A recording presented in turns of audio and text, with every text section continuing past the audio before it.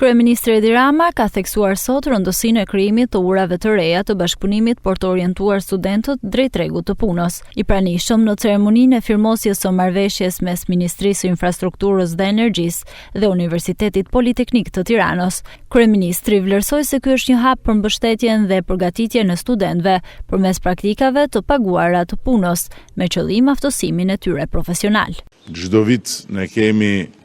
një numër të konsiderueshëm studentësh të cilët kanë mundësinë të shfrytëzojnë këto praktika pune për të realizuar pikërisht këtë tranzicion midis aulave të universitetit dhe frontit të punës në jetën e përditshme, ndërkohë që, siç e tha rektori para meje, ndërkombëtarizimi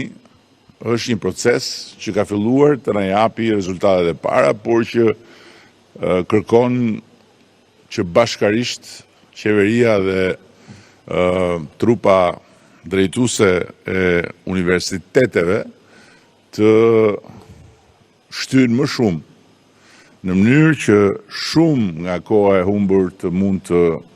rifitohet. Dhe ne po bëjmë shumë përpjekje për të sjellë realitetet të reja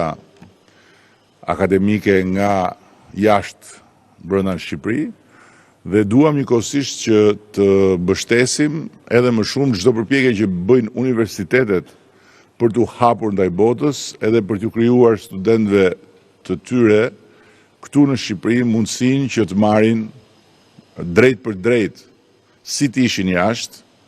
atë çka bota jashtë në të gjithë rrjetin e universitetet veta